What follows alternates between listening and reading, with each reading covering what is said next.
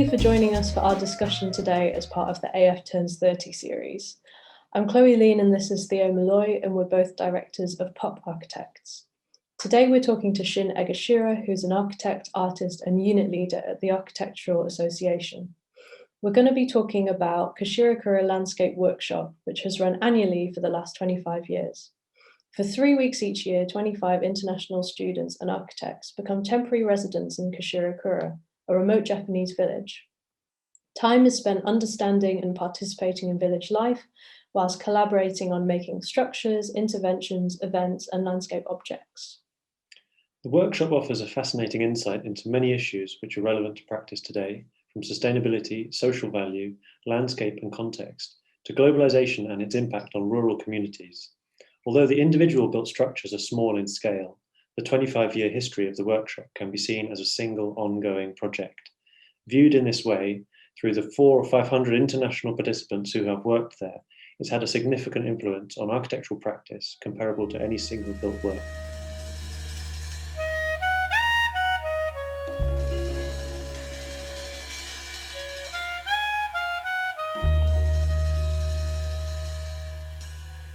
Well, thanks for meeting us, Shin, first of all. Thank you very much for inviting me. Very excited to, we ourselves have very fond memories of our experience on the workshop. I guess my first question was, I think in one of your very early projects, you were interviewing the villagers who lived there about where they thought the edge of Koshirakura was. And you realized that it was as much a physical thing, perhaps, that the mountains that surround it or some natural features, as it was also something that existed in people's memory, where they, that perhaps they'd been told when they were children not to go past that point, or so it was as much a psychological thing.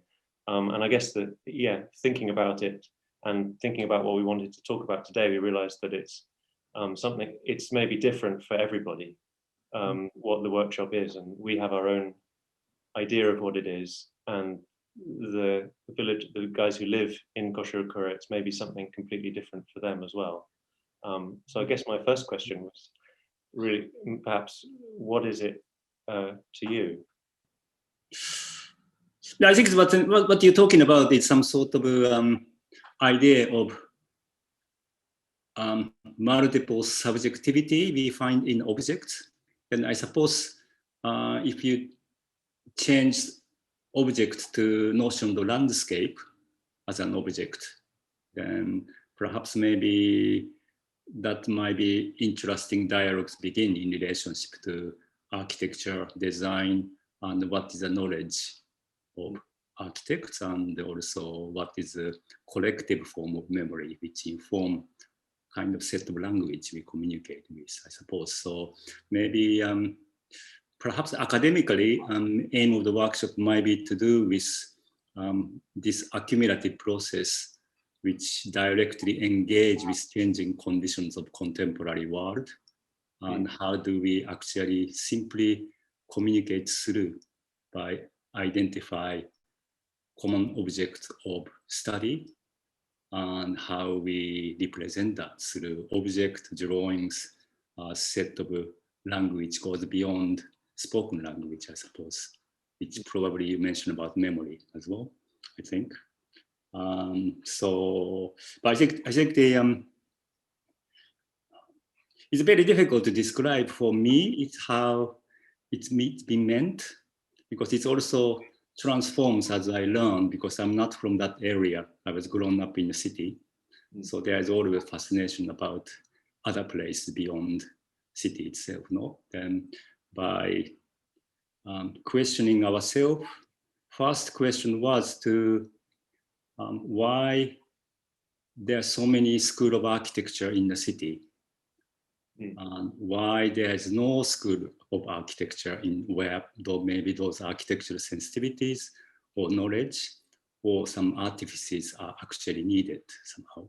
So I think that one of the interests might be perhaps maybe complementary to the way we all operate within the city as a designer or educator, and how can we actually do other way of approaching and documenting or learning from other places.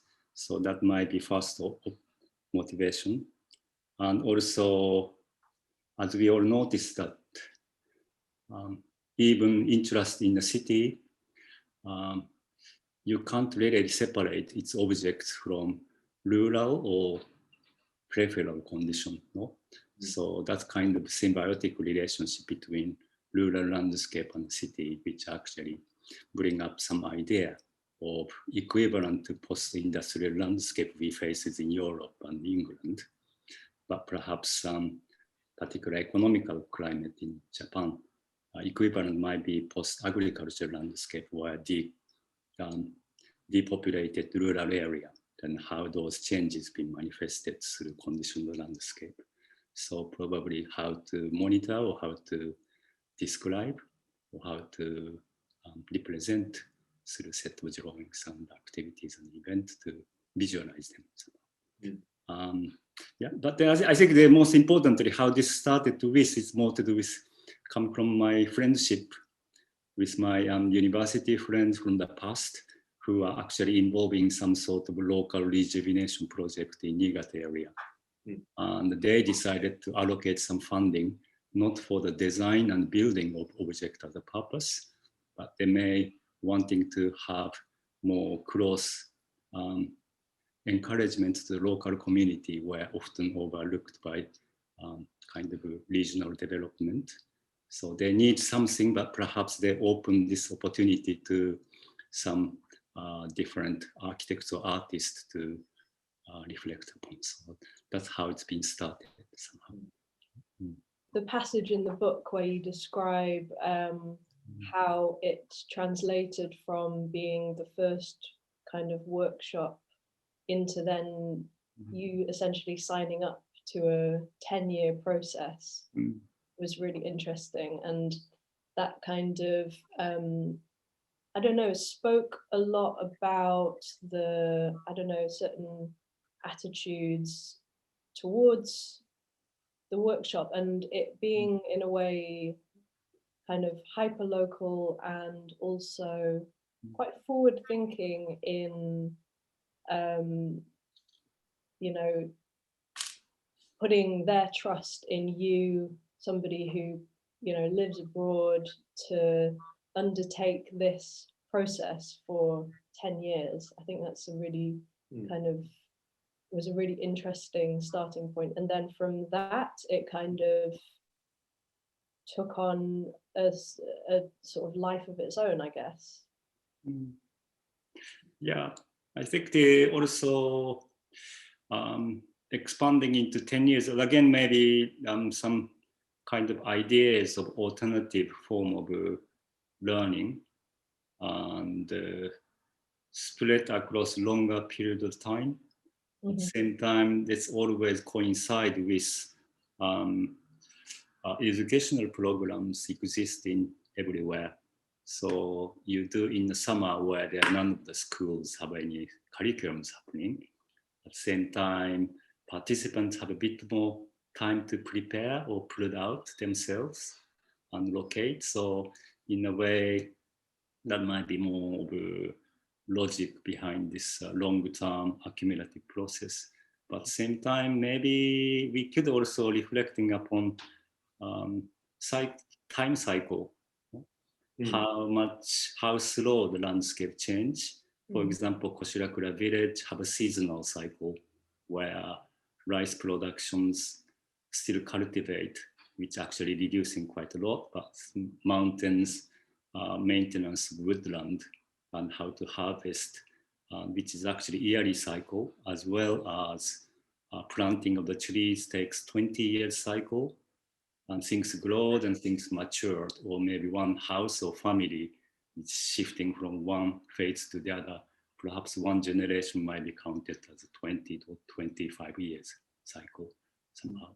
So it's probably those slowness or repetitions or recursive process, perhaps often very economized by kind of a standardized form of architectural thinking, I suppose. So, Yeah, it's interesting that you, it's something I wanted to ask about, that you mentioned the landscape, and also you mentioned this aspect of time, because, well, I suppose starting with the landscape, certainly for me, the draw from, from London, of wanting to go there was partly this incredible place that the village is in and the landscape that it's in. And you talk a lot about, well, in the book and the early projects, it's called a landscape workshop, and it has this very extreme. You talk about its location and the change in the seasons and the snow that builds up. You get this kind of incredible 5 meters of snow,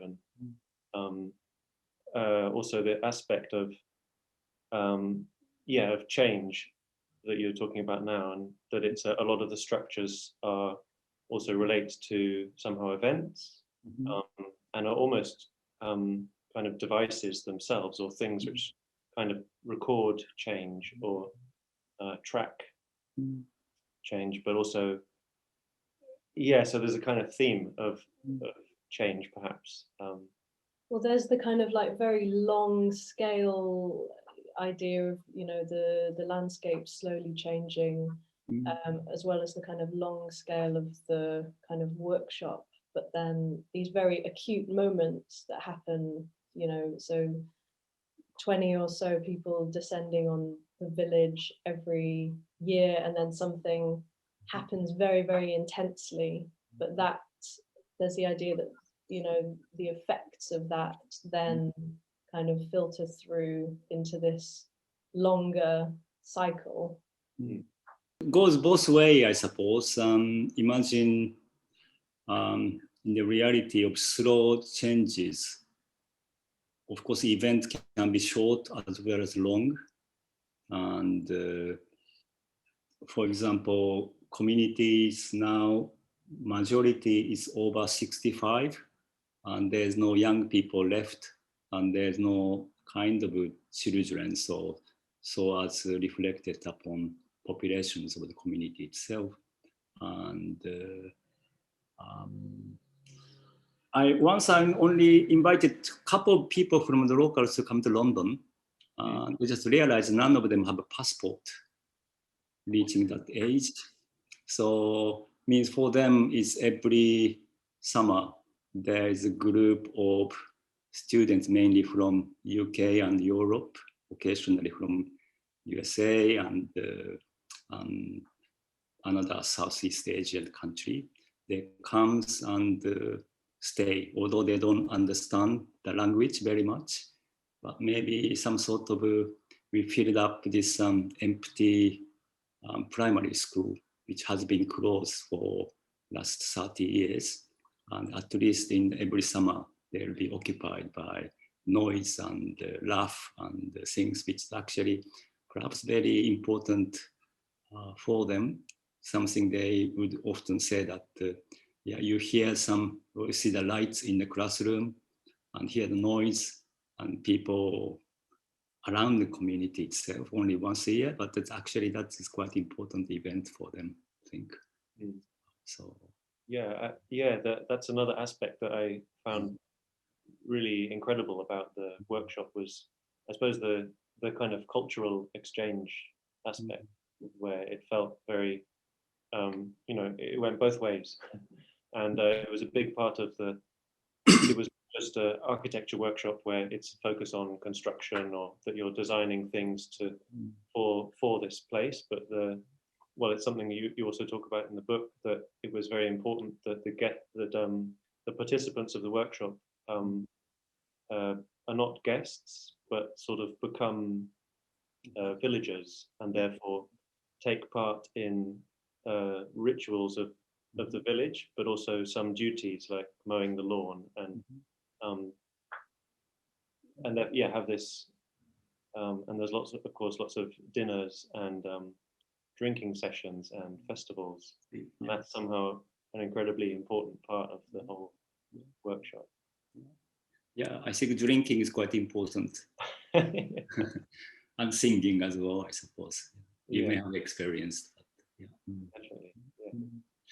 Yeah, so it's kind of may sound a bit general, but it's actually communication project itself, probably. And so I think, of course, we build building as some sort of a social infrastructure, which enable to manifest. At the same time, there might be a dimension where also there's some level of excitement and freedom provided to participants as well. So this is a kind of interesting balance, because perhaps if we be too pragmatic about rationality and functionality of the built artifact, then perhaps it might overshadow the most essential value, which are to do with how to enjoy this strange cultural dislocation and how miscommunication between, further end of opposing community, not opposing, but complementary one, young to old, kind of city to rural, and the values and age. But when they actually miscommunicate, sometimes bring out something really interesting chemistry in between it, which include how also students misunderstand particular climate. Then if you have a long period, we can also correct it. Next year you come and you find something didn't work and you could transform or can change somehow. But at the same time, maybe for a long-term relationship, locals are also enjoyed looking at those naiveties or misinterpretations as a charm somehow. So I personally enjoy this kind of a process of, kind of a new accidental inventions of miscommunicated architecture, as a details of materials or shapes or forms somehow. So, yeah, that's interesting that you say that, because that's something that I was very aware of participating in the workshop, that there wasn't, I don't know, that there was not it was very open, and what was built, there was not a kind of defined, we need to achieve this within this time with these materials by the end of this project, with a defined outcome. It was more of what happened was somehow a result of the situation and the materials that you had there, and the tools that were available. There were not very many power tools, but there were a lot of hand tools, and so you kind of work with that. I was really interested in this thing where maybe projects move beyond 1 year to the next. So there was, I guess, what was a project and what wasn't. I mean, there are some in the history which are really incredible individual pieces of work. For example, the slow box is an incredibly poetic sort of architecture, social sculpture almost, or the bus stop as well. But I mean, even the bus stop was something which has been worked on and changed over many years. And I was aware when we were there that we were working with pieces of wood even that came from previous structures. And you see, so you're kind of picking up where other people have left off. For me, that was a really interesting part of it. I think yes, in a way, it's about memory, but at the same time, what we have done about maybe after first 10 years, we draw up every fragments and kind of taxonomy of every built object and map out where things are went and how things been transformed somehow, which is actually, for example, when you two took in charge of conversion of pump house right next to swimming pool, then when we're tracing this back, it's actually quite interesting mixture. You see a bit of archaeology of that present time described by collection of objects. Once some belong to bus stop, as you said, some belong to maybe some of the houses been demolished over the time and reusing, but in a way that form some particular space, no, somehow. You'll be surprised maybe that space also again change. Maybe next time you to come, probably you see a slightly different kind of evolutions, yeah, from your object into something both functionally and object as a character physically as well. Yeah, it would be interesting to see what lasts and what is Yeah, you know, that's true. Yeah, but in a way, I think another transformations might be to do with how what actually really needed to be a part of, because probably what I remember about 25 years ago when we started, obviously villagers are younger, so they have more activities and also strengths to also maintain or use or work. But as you mentioned about the border of the community, as the population shrunk a little bit, and also economy of the land also limited somehow.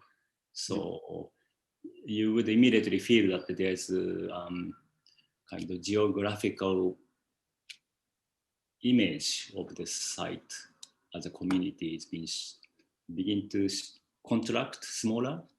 So within that somehow, probably, for example, we opened some kind of communal ground, which they don't have any means to maintain, and shrunk and overgrown, and some area has been forgotten as well. It's as the community become reducing in size and capacity as well.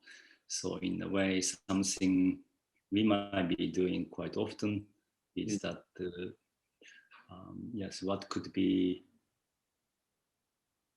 I don't know, what could be maintained within their capacity. At the same time, we don't want to leave something bit more or rely upon their extra kind of, certainly they don't invent some daily routine because of the object being built, which actually despite the real objective of it somehow. So we end up really modifying or reinventing or kind of converting somehow.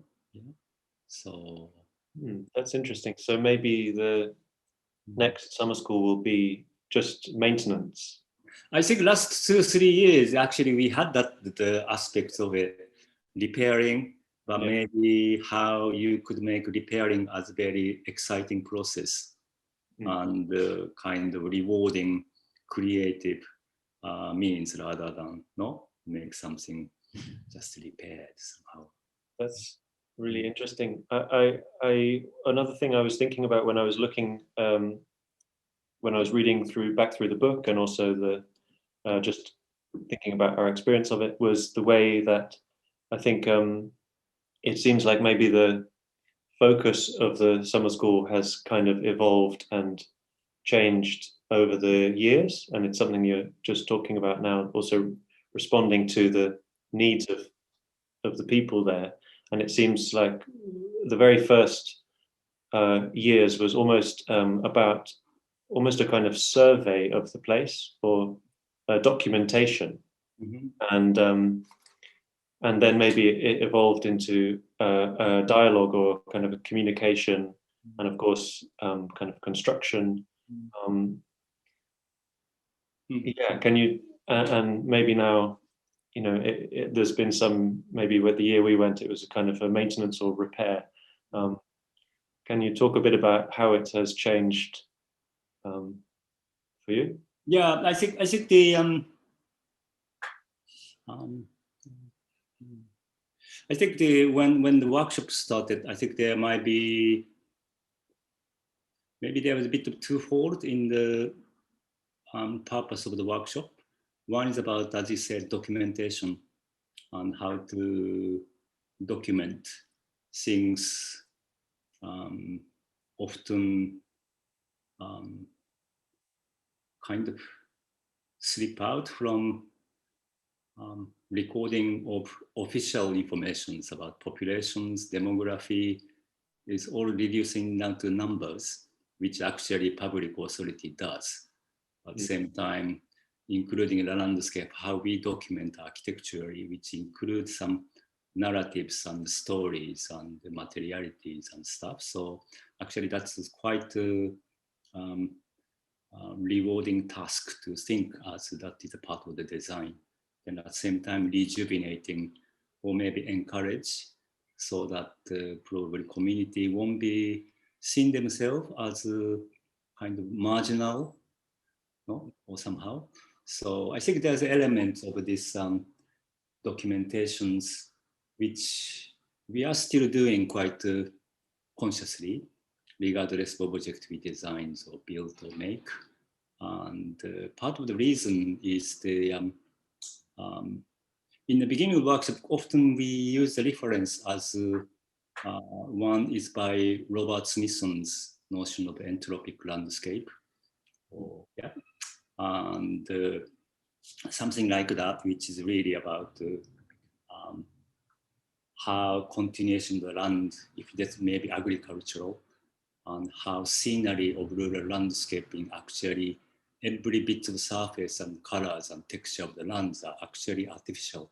They are really maintained.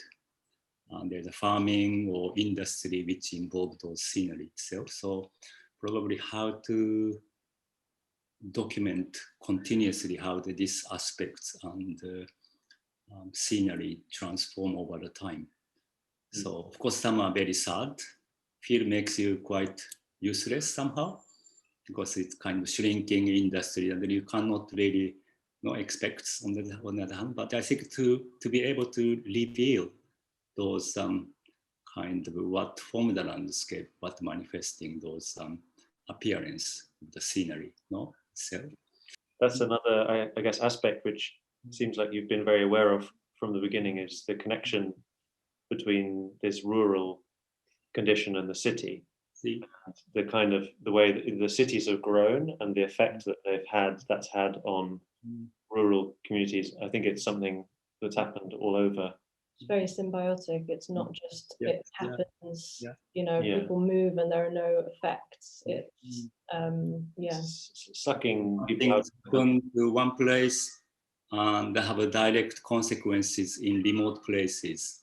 Yeah. So somehow that's quite I feel like that's something that within architecture is just starting to become, people are starting to become aware of it, and maybe the workshop was somehow very ahead in talking about these issues. I mean, in food and in restaurants, there's a strong culture of kind of where provenance of where food comes from, and and how it relates to culture, and in architecture that's kind of starting to happen. But of course there's the other side to the workshop is all of the students who join it, and it's a kind of large nomadic population. Migration. There's, and I was saying the other day, I keep on bumping into people who you were also in Koshirakura, have this kind of very specific knowledge and experiences. I think that's another kind of global almost reach of the workshop, that everybody has had this very specific experience, which then seeds itself in people's practice and attitudes towards making and approach in their work. How this affected the way you guys practicing? Any some sort of things you could point it out somehow, not the same way, but maybe your interpretations of. I mean, I think we really loved the process kind of being there, and the informality of kind of working with the community in a way that isn't kind of structured in the sense that here, you know, we talk a lot about, you know, community engagement and that kind of thing. And it can end up being quite trite in a way, or quite, you know, surface level. So it's really interesting to kind of understand that much longer term engagement with a group of people with, you know, very specific kind of needs. Yeah, I guess just this relationship between the architect and the user or the client, where maybe it's, you know, often it's very, I don't know, contractual or somehow separate, but it's something that they receive. And I think the workshop really makes you reevaluate that. I think as well the way that, you know, obviously people go there and become incredibly invested in building and making these things. But at the same time, there's kind of a lack of preciousness. Like, you know, it's not, you're not building it for, you know, you're building it to like leave in this place, and it becomes whatever people are going to kind of make of it, whether it falls into disrepair or becomes a you know, a well-loved new little monument in the village. I think that's also really interesting. Yeah. Also the kind of authorship aspect, I think in architecture school, and maybe some architecture schools, and maybe also in, I don't know, in the press, or you know, architecture is, you have this kind of author who is a kind of genius who creates this thing that people will then receive. And in the workshop, it's not like that at all. You kind of have, you might make something, and then the next year someone, you know, chops it in half and makes something else out of it. But also you're very much collaborating. You know, what you make is a result of the context physically and, you know, kind of socially.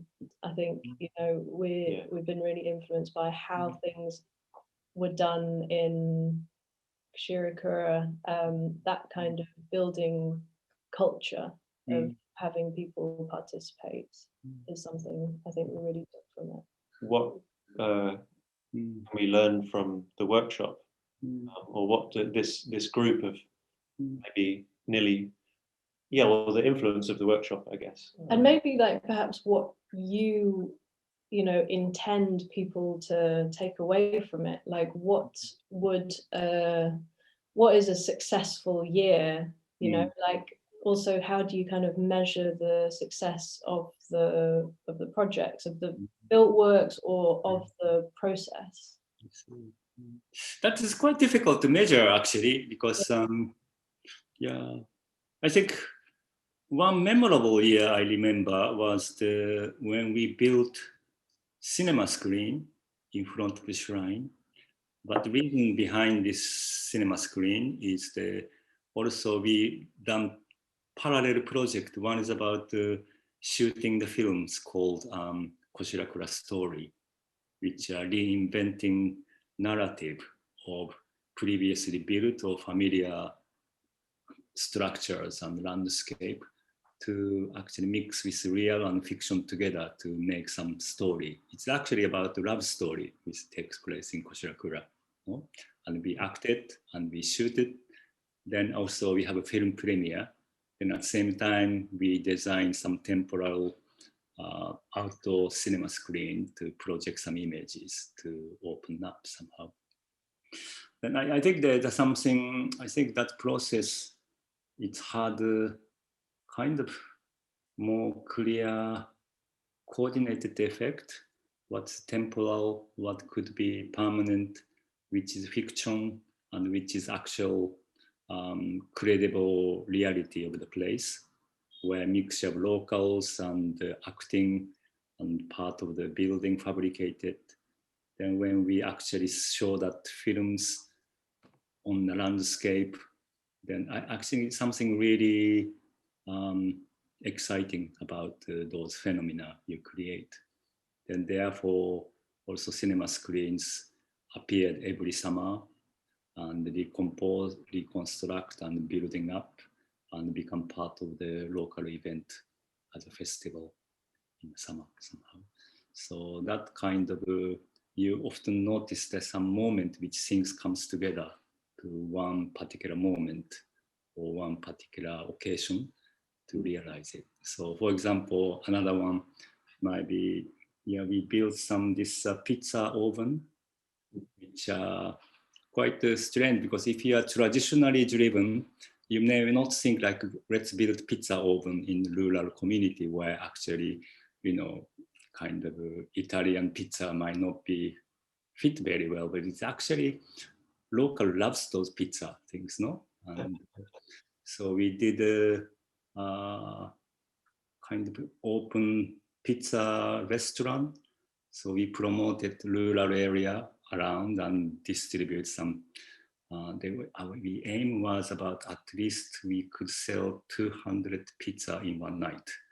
And it actually did work. Actually, we have over 200 people came and we built up some sort of temporary restaurant things. So again, those kind of recognitions of space making and big objects making, and also something about expanding its capacity, you know, in terms of space and people within a small community.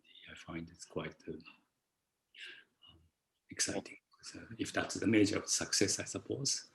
Yeah, it's almost... in a way, I think you guys are success too, right? No, you went there and then you took off and you're doing some of your own stuff in different way, but it's actually kept certain spirits and shared interest in other way somehow. So that's also quite exciting.